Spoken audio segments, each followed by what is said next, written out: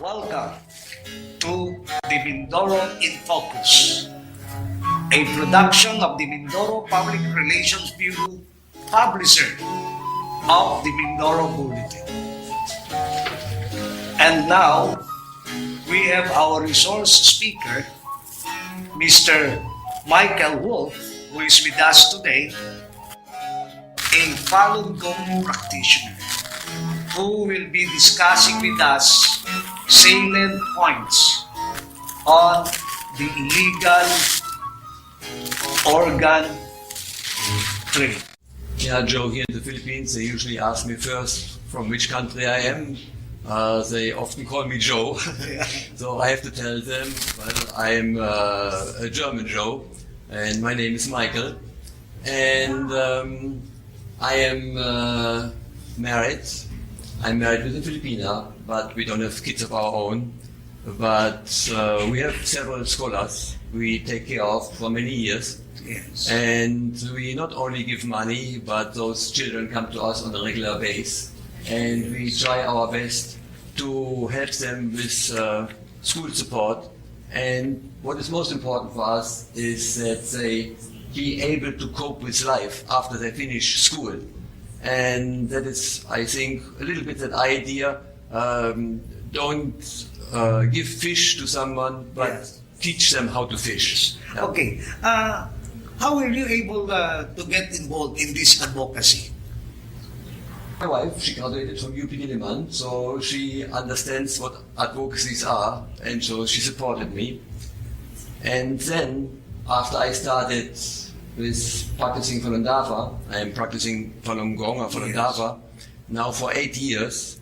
Then I stopped my other advocacy because I found out what is happening with those Falun Gong people in China, and I just could not be quiet on that issue any longer. And I knew I had to tell the world about it, and here in the Philippines I have to tell the Filipino people, because I found out that no one knows about it here. Here in the Philippines? Yeah, in the Philippines almost no one knows about it. You know, from top down, from the president up to down to the poor people, the media, no one knows about that. While in other countries it is quite well known, in particular the United States, Taiwan, our neighbors. They discuss those things quite openly. Yes. And so I made it my advocacy, and that is one of the reasons why we are sitting here. Yeah. You know, we are making this presentation because we wanted to inform our fellow Filipinos to be alert that there is such thing as illegal trade organ in China and possibly can reach the Philippines.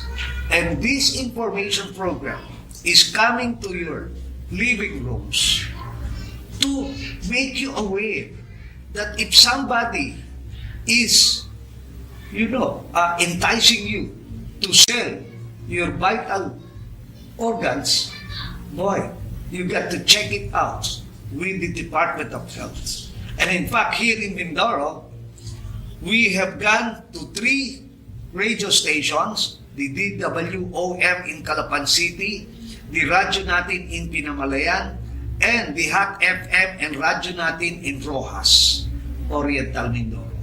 And with Michael, we are trying to inform the entire Filipino nation to be alert on this China's illegal trade of organs.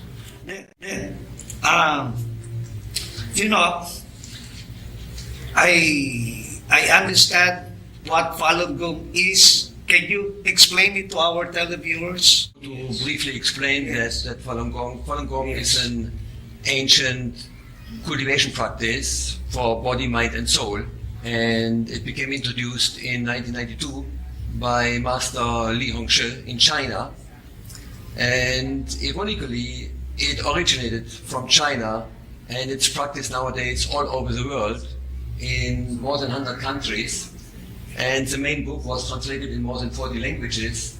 And ironically, it is banned in China by the Chinese Communist Party. And so maybe we watch the video.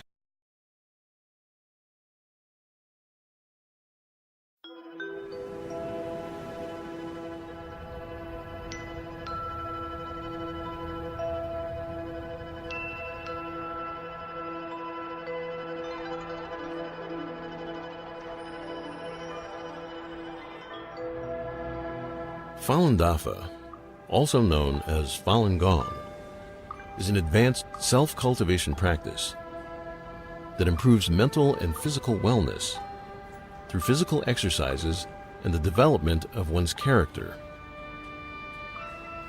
In China, cultivation practices have a history of thousands of years and form the spiritual foundation of Chinese civilization. In 1992, Falun Dafa was introduced to the public by Master Li Hongzhi. The practice quickly spread because of its profound principles and proven health benefits.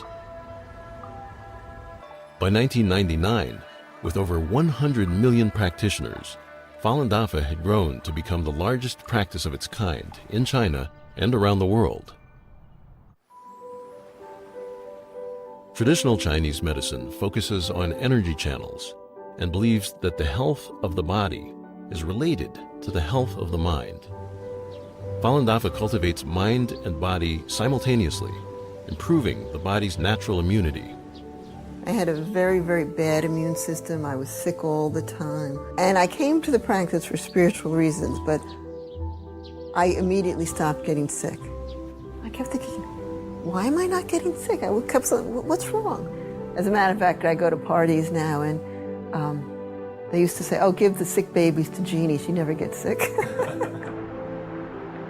I feel an energy in my body that's very subtle and hard to describe, but it feels very good. I could have very little sleep and I'll feel awakened, but not like a coffee energetic, like a very calm and collected energy. And that 1 hour it can feel like a day, and then I'm refreshed and ready to go. So before I practiced Falun Gong, when I got scolded by my boss or supervisor, I was very annoyed, and immediately I would complain about others, or felt it wasn't fair. But after I started practicing, the biggest lesson I learned was looking inside and always find something to improve within myself.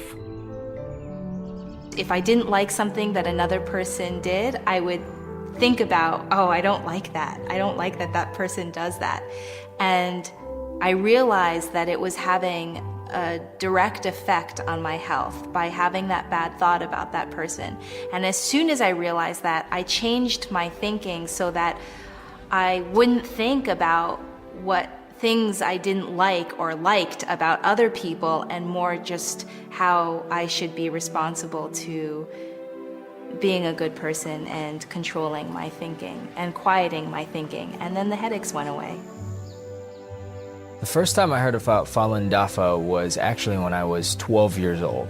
At the time, I was going through a rebellious stage. I barely talked to my parents. I come home, slam the door. Meditation taught me to look within.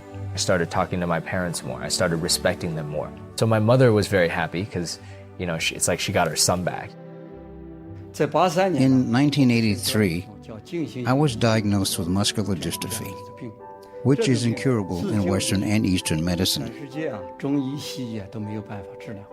In February 1998, a friend from China wrote me a letter.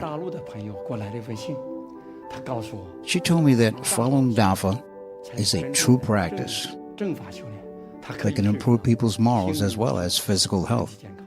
So I began to practice Falun Gong. In 3 months, I totally recovered. At the core of Falun Dafa are the values of truthfulness, compassion, and forbearance. Falun Dafa teaches that these are the supreme qualities of the universe and takes them to be a guide for daily life and practice. Well, when I was little, I would stare at night, just sit on my bed and look at the stars and think, why were you here in the first place? Why do you even exist? And most of all, where do you come from? First time I read the book on Falun Dafa, I felt a lot of those questions were just immediately answered. I think the best benefit is the peace of mind. I have incredibly peace of mind.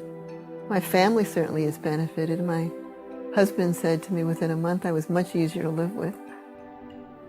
Applying truthfulness, compassion, and tolerance to my daily life is the greatest challenge of my life, actually.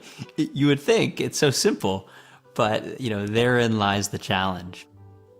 But everybody else around you feels it, because you become lighter, you smile a lot more, and you become much more genuine. It was like I was always searching for something, and it's so easy to think that what we're searching for is outside, whether it's money or clothes or beauty or whatever. And Falun Dafa just provided me with an inner peace that I just feel like whatever happens around me, I'm fine. Like I have these values and principles that I can follow.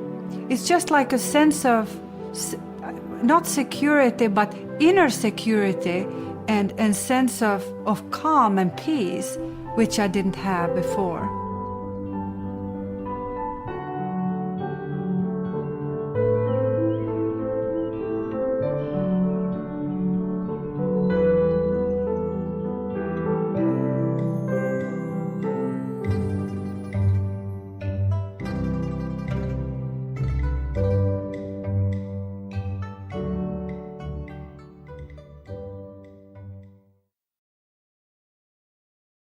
Now, there's this, why is this forced live organ harvesting is called crime against humanity?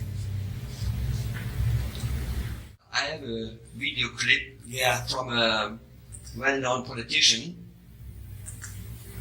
Okay, we show that to them. This is a crime against humanity. We should do our best to identify those specific individuals who are engaged in this and put them on the list of people who deserve to be brought to justice. You asked me that question, Yes. why is it called a crime against humanity? Yes. It's not called only a crime against humanity, like the comparison with the genocide, Yes. the Holocaust. This is a genocide, and people call it more and more a medical genocide because it uses the most accepted people of society, doctors and nurses, to do the slaughtering, to do the killing. Yeah. And so I suggest we watch first our main film now, our main video, and then we'll discuss Okay. what we can do about it. Okay. China is the most populated nation. China is the most populated nation on Earth and home to a booming organ transplant industry. However, over the past decade, reports have emerged that the majority of organs are not sourced from death row prisoners and donations, as stated by officials, but rather from innocent prisoners of conscience, murdered on demand. Researchers across the globe are uncovering new evidence that shows the true nature and scale of these abuses. In June 2016, 3 independent investigators jointly published a 680-page report of irrefutable evidence. China, to my knowledge, is the only country in the world where the government-run industrial program kills people and sells their organs. Endless hospitals in here. We go into them in great detail. We're talking about a very large hospital, endless amounts of transplant surgeons and transplant teams. I was really surprised how high the number was. I mean, as I say, it's multiple between 6 and 10 of the official figures. Hearings were held by the U.S. Congress, the British Parliament, the European Parliament, and the Canadian Parliament. The U.S. House of Representatives unanimously passed a resolution condemning the systematic state-sanctioned organ harvesting from non-consenting prisoners of conscience. China's killing for organs is making a major appearance across media outlets all over the world.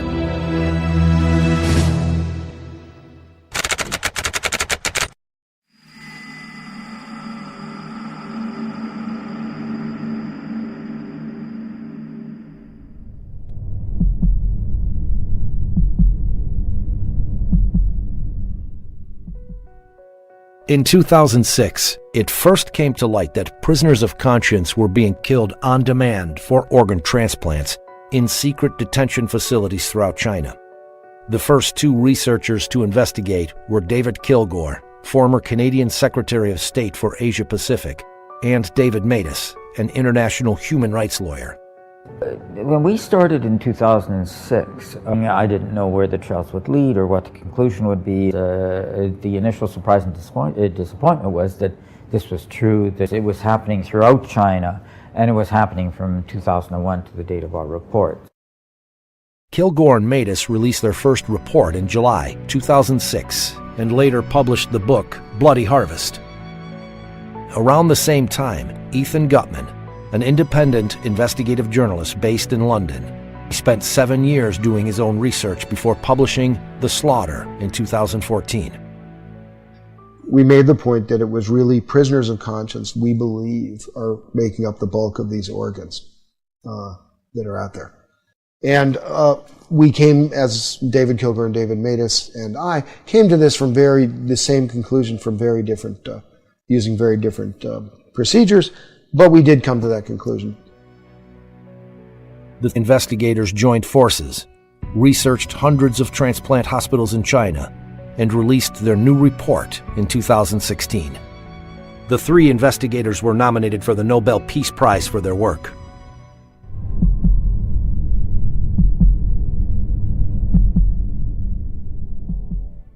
Discovering exactly how large the transplant industry is in China and how many victims there have been is difficult.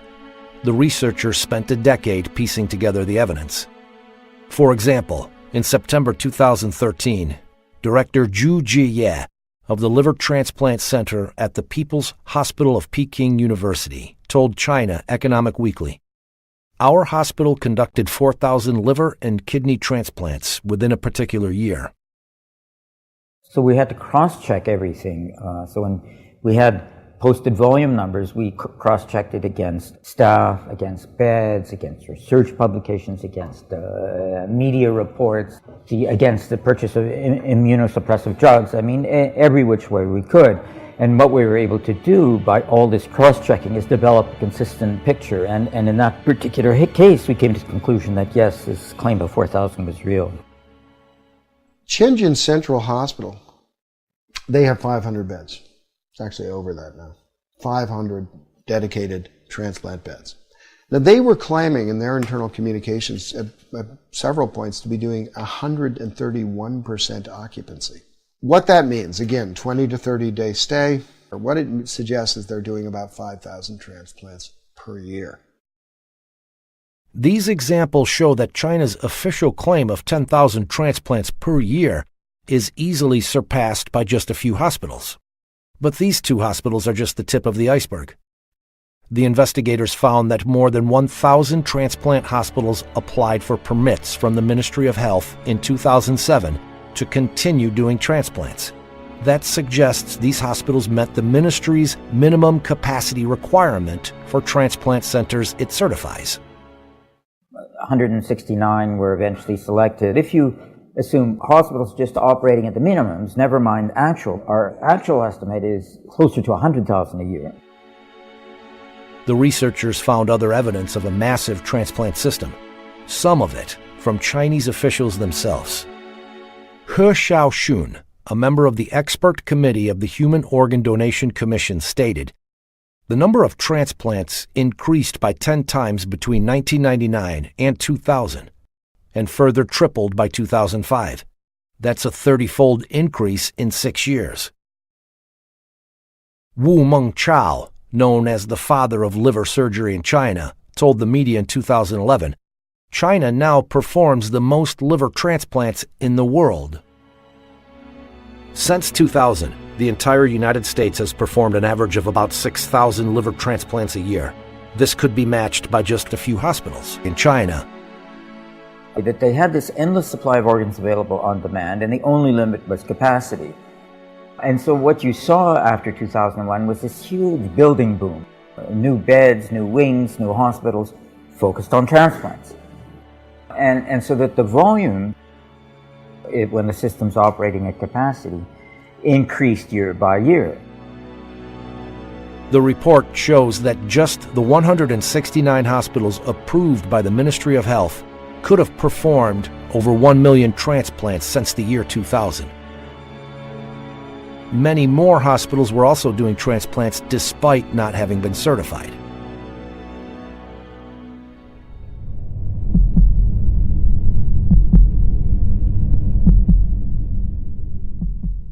Organ transplantation has been continuously incorporated into the National 5-Year Plan and has become a high priority in China's national strategy. A large number of organ transplant research and training projects are funded under the major national programs and funds. The investigators found that China International Transplantation Network Assistance Center, CITNAC, listed transplant prices for foreigners on its archived website. It was bringing in about $9 or $10 billion a year. This industrial transplant operation going on across China now. It's a lot of money. A lot of hospitals are financing a lot of their activities through that.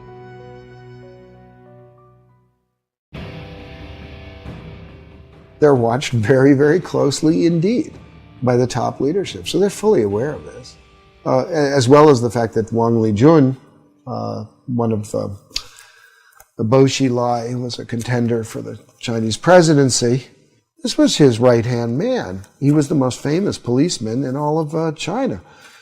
Here he is directing organ trafficking. I mean, he had a center which did this. He was given an award for doing this, and specifically for coming up with a new lethal injection method. He did thousands of transplants by his own admission in the award ceremony. He talks about that.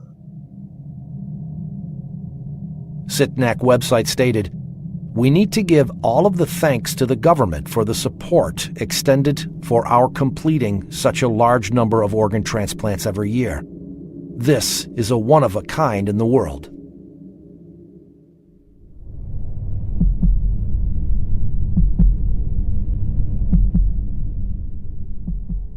Researchers were particularly struck by one aspect of these transplants. Unlike anywhere else in the world, they were being done on demand. In countries with advanced organ donation and allocation systems, patients must usually wait years for a donor to become available. Yet in China, waiting times are commonly in weeks. The 2006 Liver Transplant Registry report showed that 27% of samples were emergency transplants. That means they found a new liver within days or even hours. It was back in 2005 when a patient of mine, who has been on the top list of patients for human heart transplantation, came to me one day and told me that he was told by his insurance company, his Israeli insurance company, to go to China in 2 weeks' time as he was scheduled to undergo heart transplantation. And when I asked him how come such a surgery can be scheduled ahead of time, somebody has to die on the very day of the operation, he said he didn't know, and he went to China and got his heart transplantation exactly on the date that he was promised. One hospital in southwest China claimed to have donors seeking matched recipients, and also promised, in case of failure, we will continue to perform transplants until one is successful. In 2006, a chief surgeon of the Organ Transplant Center at a traditional Chinese medicine hospital published a study of 50 patients at his hospital who had each received kidney transplants 2, 3, or 4 times. Another example that's I can't get out of my head is a man from a country who went twice to China. First time he went, they brought him 4 sets of kidneys, and none of the 4 was compatible with him. 4 months later, he came back, and they brought him 4 more sets of kidneys, until finally the 8th kidney worked. And when we saw him, he was doing fine, but 8 human beings have been killed. In northeastern China, the International Transplantation Network Assistance Center stated on its website, "China carries out kidney transplants from living sources. It's completely different from cadaveric kidney transplants in Japan." Because they have a bank of live donors waiting to get a match on the computer. Some like some horrible restaurant where you go in and see a lobster and say, I want that lobster, and the lobster's killed. It's a crime against humanity.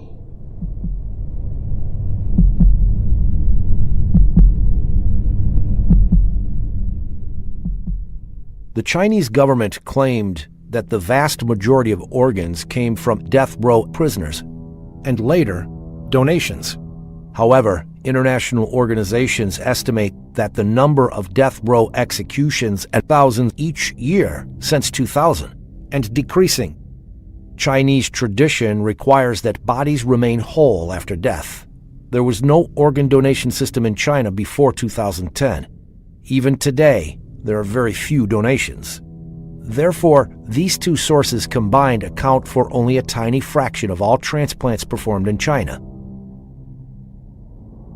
China started performing transplants with organs harvested from executed prisoners at a small scale in the 70s. In the years that follow, it also started using organs from prisoners of conscience. In 1999, the crackdown of Falun Gong starts. That is the largest action of scale by the Chinese Communist Party since the Cultural Revolution. And by 2000, 2001, that's when you have this explosion of transplant activity. We see continuity in the numbers over time. Falun Gong is as I call it, it's kind of a Buddhist revival group. It doesn't have churches and so forth, doesn't have temples. What it has is sort of common beliefs. These shared beliefs revolve around self-improvement based on the values of truthfulness, compassion, and tolerance. By the end of the 1990s, the Chinese government estimated that over 70 million of its citizens were practicing Falun Gong. Jiang Zemin, the head of the Communist Party at the time, saw Falun Gong's popularity and revival of traditional values as a threat to his rule, and launched a violent campaign to eradicate it in July 1999. Hundreds of thousands of Falun Gong practitioners from all over China traveled to Beijing to appeal to the central government, only to be arrested and tortured. When many refused to disclose their identities to protect their families and friends, they became part of a large, anonymous population held captive by the state. More practitioners were rounded up all across China. This is when large numbers of them started disappearing without a trace.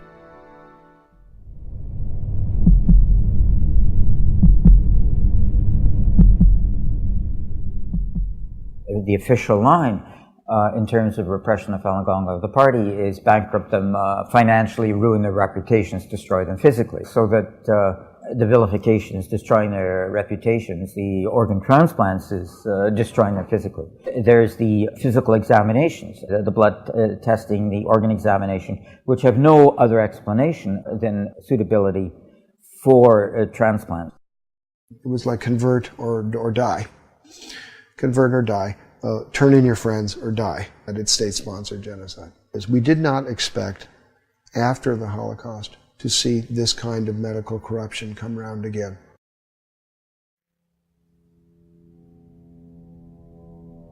How can doctors, people trained to heal, harvest organs from living people for transplants?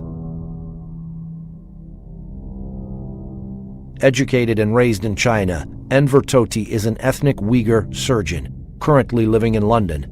He was told to extract the organs from a living prisoner in 1995. They made you disabled to think yourself. My whole body just become a robot, just performed to do what I have been programmed to do. So anybody, if they label it themselves other than communism, the Communist Party or member, then they will be treated as an enemy of the state. Therefore, they are not even qualified as human beings, and therefore they are subject to whatever punishment is available. They made you genuinely believe what you are doing is for a good cause. It is little later, I realized I shortened this man's life. That is equal to a killer. I killed him. This thing is haunting me. I have to tell the world to release the things inside my heart to get a little relief.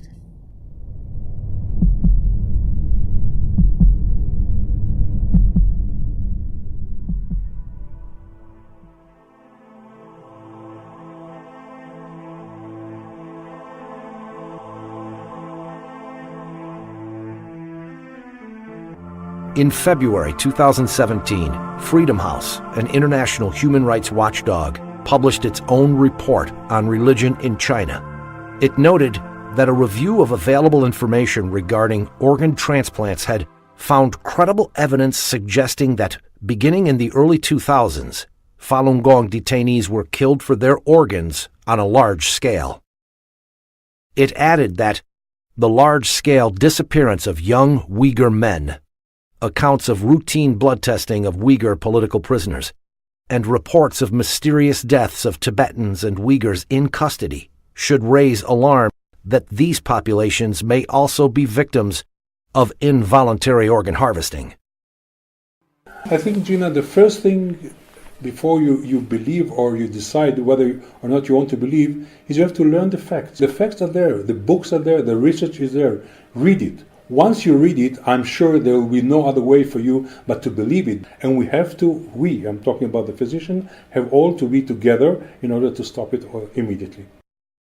Until 2005, we didn't have no law. I found out that Israeli insurance companies and HMOs have been providing reimbursement, full reimbursement for these transplant of Israelis who went to China and got these illegal organs. So together with my friends, we sat down with our parliament, the Knesset, and in 2008, the Israeli parliament has enacted the organ transplant law, which totally bans any reimbursement of illegally obtained organ transplantation anywhere around the world.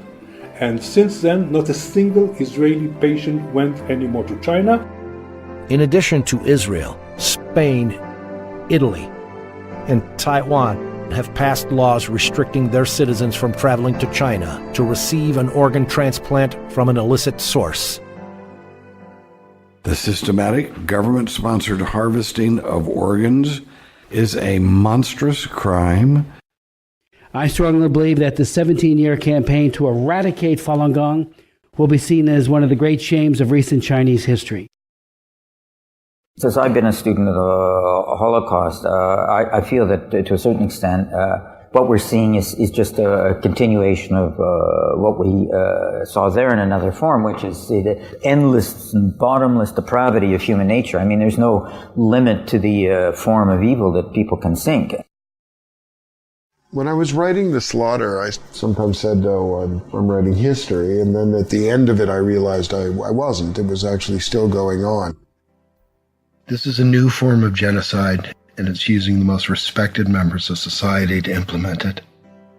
This is one of the central tests of our time. We can't avoid this any longer.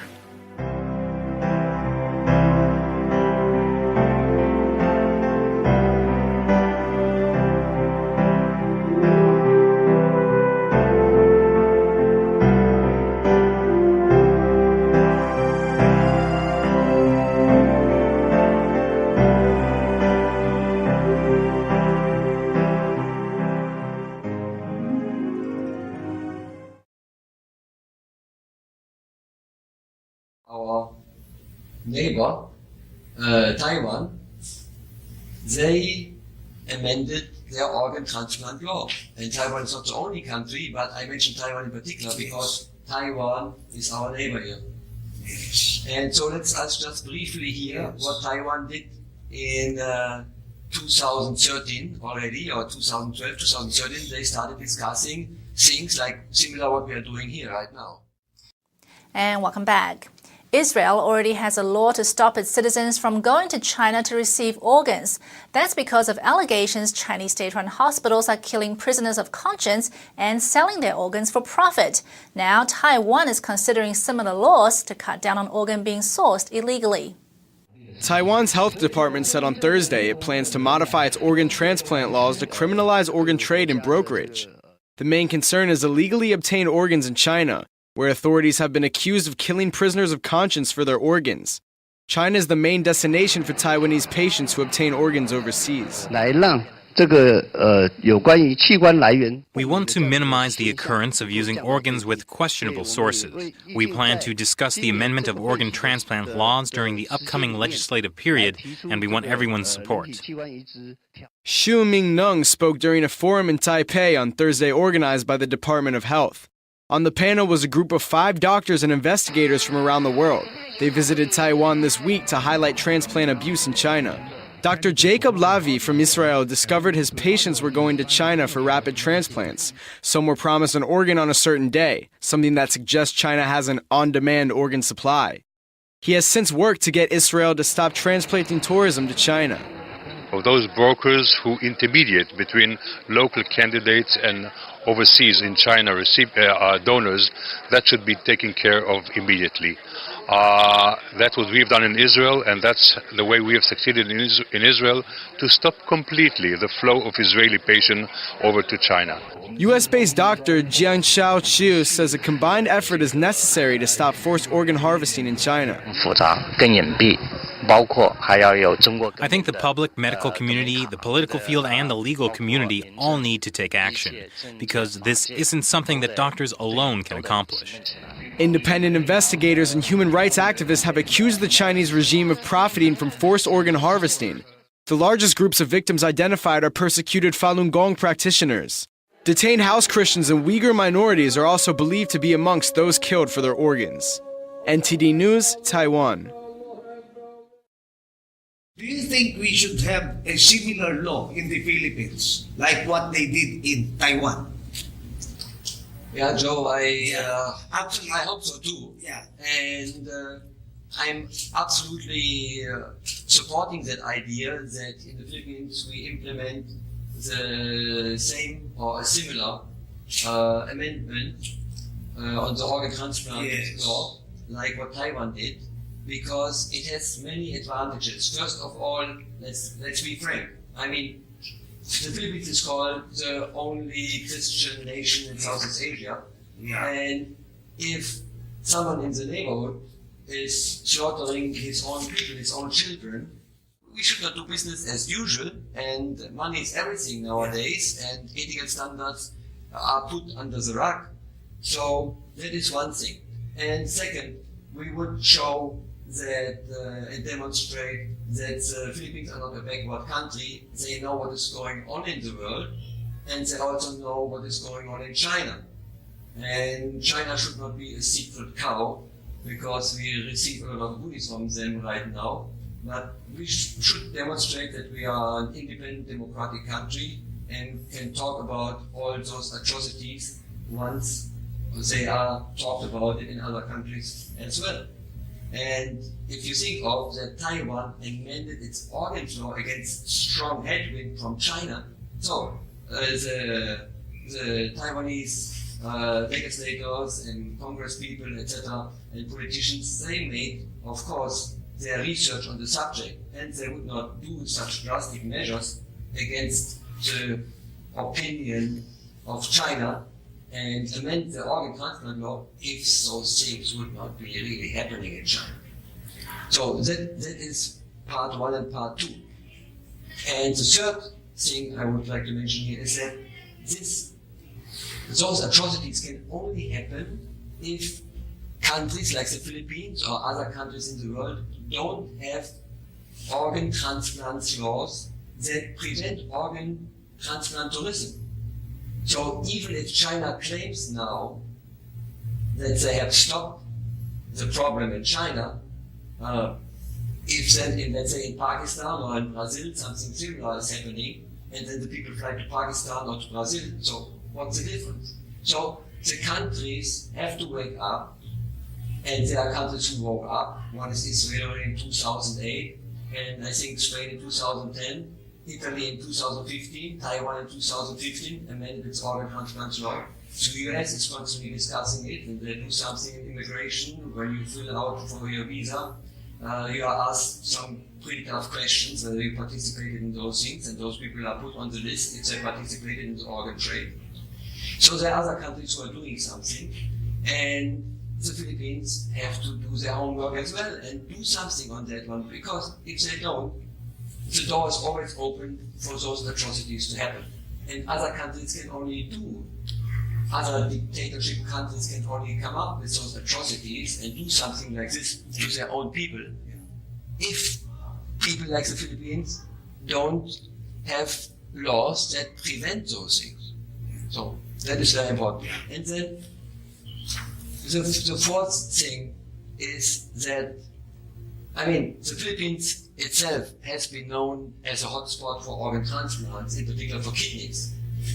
And, and that the nice thing is now that with the Taiwanese organ transplant law amendment, it could automatically also cover the situation in the Philippines. Yeah. And I don't know how that expression is in I'm German. In English, in German we have a saying like, with one hit you can kill 2 flies at the same time. So if this organ transplant law is amended in the Philippines to similar what Taiwan has done, we could not only address the situation with organ transplant tourism, people flying to abroad for the organs, but we would also address the situation, the internal nationwide situation here in the Philippines, where people illegally say, okay, I don't have money anymore, I just donate one of my kidneys, and a couple of years later they become sick and maybe need the kidneys themselves because they have only one kidney left. Or they don't have this maintenance fund. Or people lure them into giving their organs, etc., etc. I know that there have been amendments in Philippine organ donation system, I think in 2015 or something like this, that it's only allowed that relatives can be given an organ or can donate, right? But be honest, this only can apply to kidneys. It cannot apply to a liver or to a heart. I haven't heard of anyone giving his lung away. So this would only take care of kidneys then. I think you have a video where a community of Filipinos, once they raise their clothes up, all of them were donors so of I found on the internet that, and I made some editing on this one just to show in a few minutes. That's it. Tales from an organ trade. Okay. So, Joe, what we just saw is that there's really a nationwide need to further adjust and the organ transplant laws in the Philippines and amend them.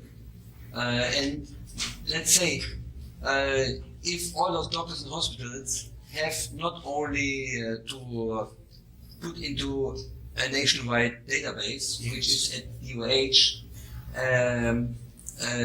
put down when they made an organ transplant and when they made a post-organ transplant, when they had a post-organ transplant consultation by someone. But in addition, if someone comes and says, okay, I have problems now because I donated my organ, they have to put that also into the same database, put down the name of the person, note down for whom the organ was, who was the middleman, who is the organ broker. So all those informations can come to light, and with this, if we have the overview, DOH and Justice Department together, they can prevent those things and go after those who still illegally do those things, and then it will stop. Now, there is a fifth reason why we should come up with this organ transplant law, and that is that, you see, the Chinese public is deceived about that whole thing also. Why is the Chinese public being deceived? Because, first of all, this persecution of Falun Gong and the Falun Gong practitioners make up, according to what the researchers say, it's the main bulk of the organs, so the organ transplants. So this is all against Chinese law. The persecution is against Chinese law. There is no law in China that doesn't allow you to practice Falun Gong, and there is no law allowing the slaughtering, the killing of people for this organ transplant business. So the Chinese people are constantly deceived by their own government on that one. So the problem is this business is ongoing as big business for the last 18 years. It started in 1999, around 2000, and it has mushroomed. So there are estimates now, as we could hear, that 100,000 people are being killed, slaughtered in China on a yearly basis. Imagine it. It was David Kilgore, the former Canadian representative for Southeast Asia, said that it is a multi-billion-dollar business in China. So there are thousands and thousands and thousands of people involved in this. And now comes the important thing. The current administration under Xi Jinping doesn't have bloody hands with it, because the atrocity started with the former administration under Jiang Zemin.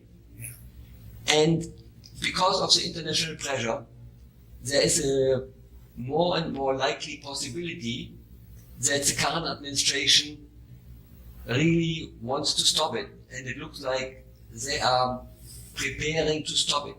Now, once they are able to stop it, that will be not only a big awakening in China, but all those thousands and thousands and thousands involved, they will be arrested and be held responsible for the crimes against humanity, for the not following the constitution. And those people fear this day X coming up. So what will those people do? Of course, they try to escape. They try to get dual citizenship. They try to get their money to abroad.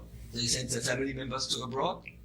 And to be honest, countries who don't know, like, sorry to say, the Philippines perhaps, you know.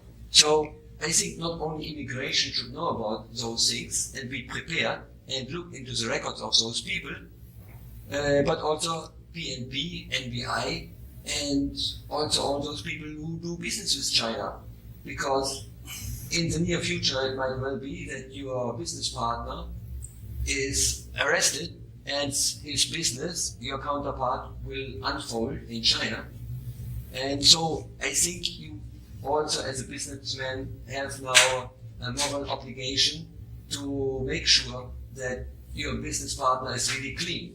Or is his patron in China really clean? Because if his patron is taken down, remember it even happened to Bo Xilai. Bo Xilai was a contender for the Chinese presidency, and he's now behind bars. So is Zhou Yongkang, the former security Caesar. And these were people who were regarded as untouchable before. But, you know, the current administration has put them behind bars. So no one will be spared in this cleaning up. 3 weeks ago, together with Michael and his wife Bernadette, we had an audience with Congressman Carlos Zarate of Bayan Muna. And the good Congressman Zarate promised us that by the month of October, he will be studying and prepare a bill towards the creating or crafting a law that will protect Filipinos from this illegal trade on live organs. And we are hoping that the good congressman will be able to craft a law that will be similar to that law passed in Taiwan in 2015. We are urging our televiewers that you should be always alert. If there are offers for your friends that they can make money out of their live organs, see any government authority, particularly the municipal health offices in your community. That's one way of stopping the possible entry of this illegal trade into the Philippines. Oh, Michael, can you give our televiewers a parting message? Well, of course. First of all, thank you for having me here. Yeah. And for our viewers, we will show you at the end now one more last time the links which we mentioned, which you please can pass on. And I want to remind you that every day we can estimate that 200 people are killed in China for their organs, and these are innocent people. And so the longer we wait, the longer this will continue. And I think if you have a good heart, everyone should participate and help to stop this atrocity. And by doing our homework in the Philippines, we can do a lot. And actually, it is for our own good if we are good people. And I think, Joe, you are the best one to testify for that. And so, thank you very much. Salamat po. And we'll see us again perhaps on this one. Yeah. So, on behalf of the Mindoro Bulletin, the Public Relations Bureau, the Mindoro in Focus thanks you for giving us your time in viewing this advocacy on live organs trade. And we'll meet again till our next episode. This is Joe Leuterio, publisher editor of the Mindoro Bulletin.